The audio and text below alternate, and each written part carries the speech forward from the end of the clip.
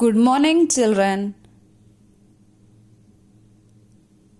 This is the continuation of our second lesson, a question of grammar. We have seen that this boy misunderstood the concept of grammar. Not and no in the same sentence means yes. But there is a slight difference between that two sentences. His father said, "No, of course not."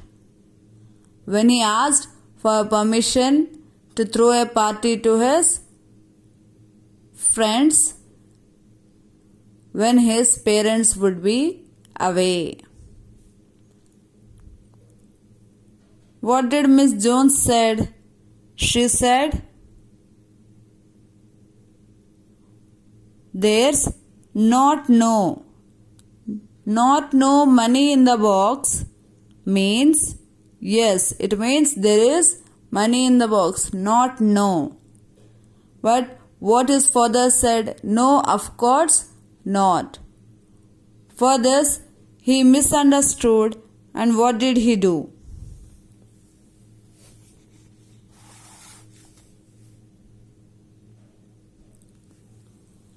On Friday, William casually distributed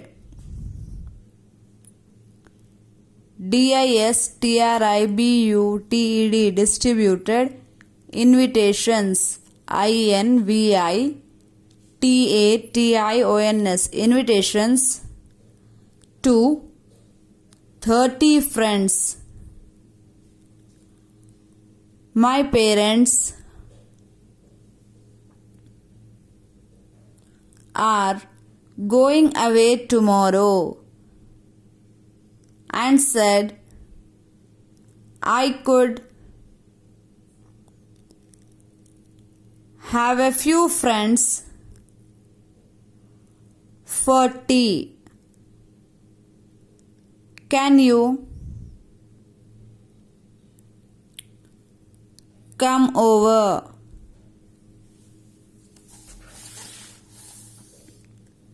They all accepted the invitation.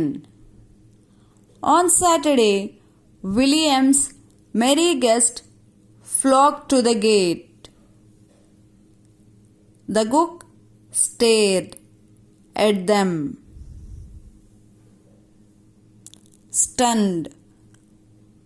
"Why have you brought all these boys up?" she asked William. "They have come to tea," said William calmly.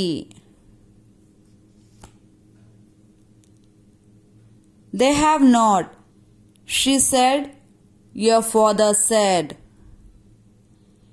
"He said they could come," said William.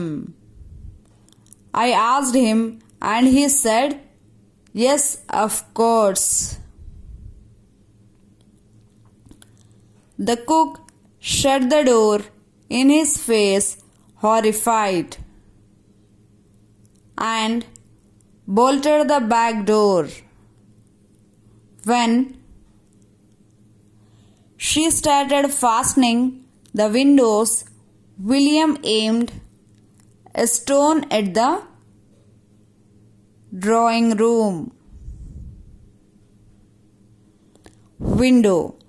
The brave party entered through the broken window and started running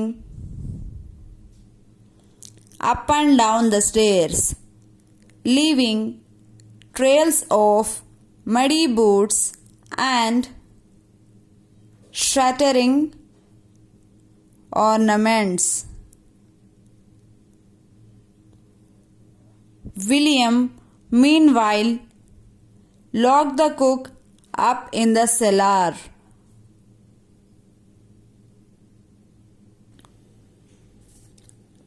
Then it struck him. It was tea time and there was no tea. A few moments later, his spirits rose again.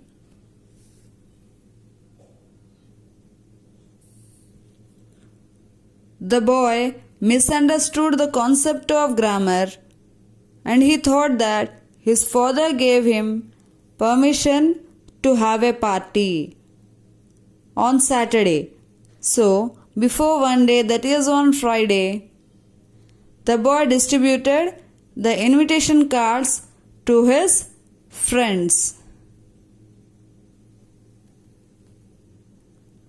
There were 30 friends, 30. There were 30 friends and everyone accepted the invitation. Now, the next day, that is on Saturday, all the friends arrived at his home.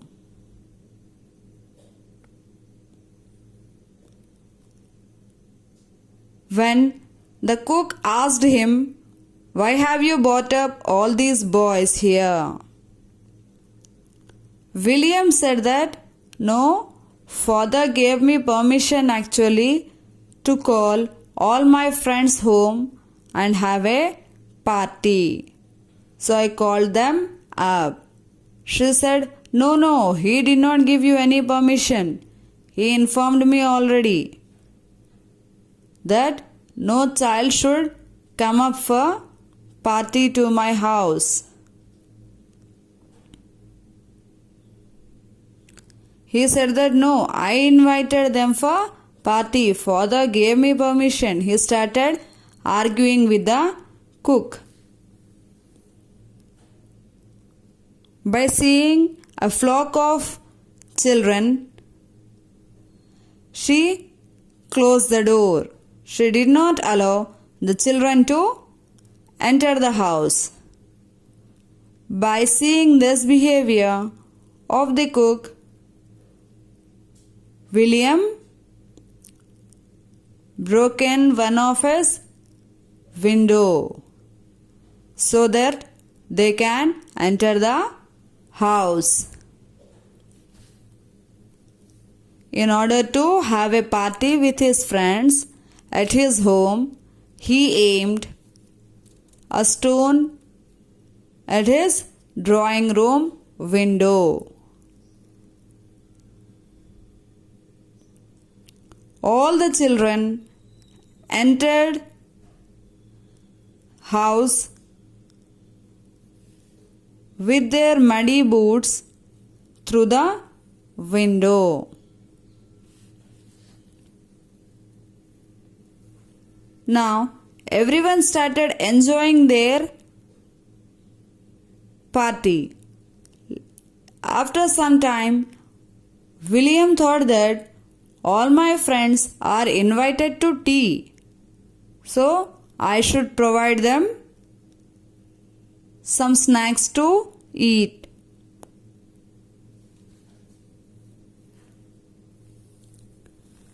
When these children entered home, she was not allowing the children to enter through the window too. So the boy William locked the cook up in the cellar. Cellar is an underground room where we are going to keep our vehicles. Now, the time for the party begins. After some time, they felt hungry and he thought that he actually invited the boys here for tea. But what could he do? He locked up the cook in the cellar.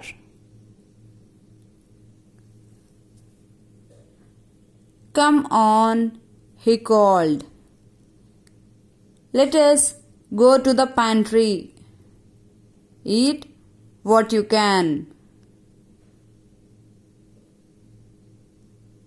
The boys trooped in, shouting, laughing.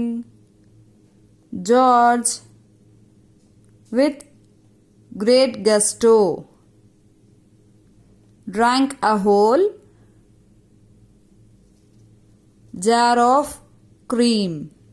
William and Douglas ate a gooseberry pie.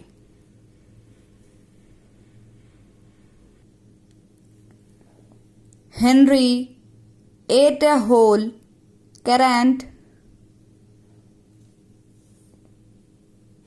cake. When they left, the entire ladder was empty. While they were enjoying themselves, one of the boys who had been at the drawing room window came back. "They are coming home!" he shouted excitedly. The boys flocked to the window. A cab was turning in at the front gate. William grew pale. The cab contained his family.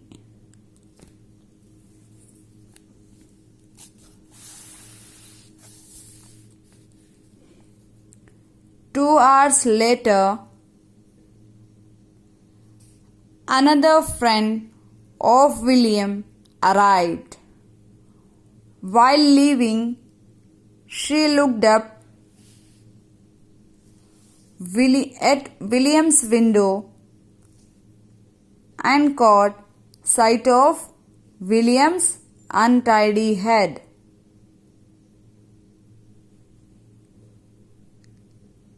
"Come and play with me, William," she called eagerly. "I can't," said William sternly. "I'm going to bed."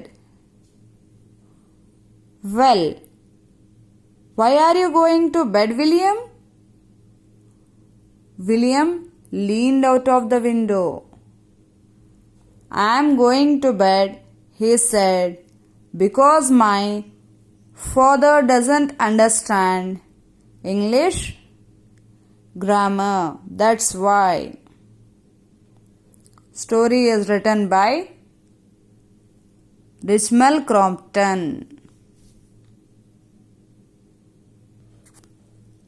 As he locked the cook in the cellar, there was nothing to eat.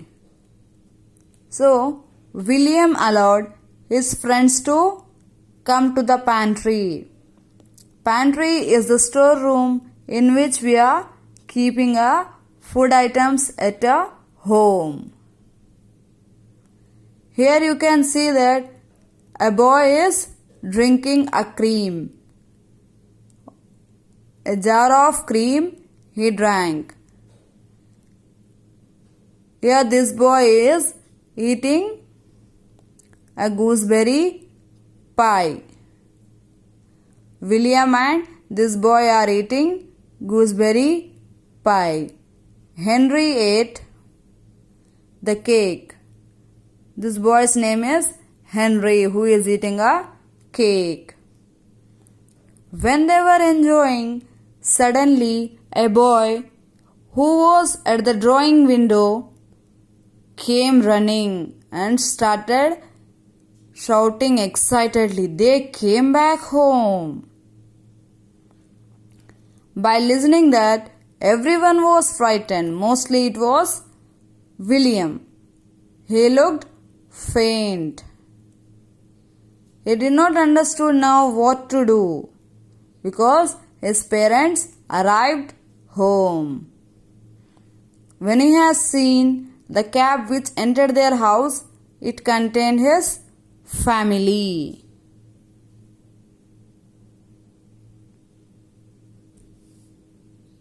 Then all of his friends left home. 2 hours later, another friend of William arrived. She said, "Will you come with me for playing?" William said, "No, I am not willing to play with you now." She asked the reason, "Why are you not willing to come with me?" "No, I am going to bed. I am not interested to play with you." Then she asked the reason, "Why are you going to bed?" He said, "I am going to bed because my father does not understand English grammar." This was actually the mistake done by a child of misunderstanding the concept of grammar. He instead blaming his father for scolding him. From this lesson, what do we learn? We learn that go against our parents' decision. Hope that everyone understood the lesson. Thank you.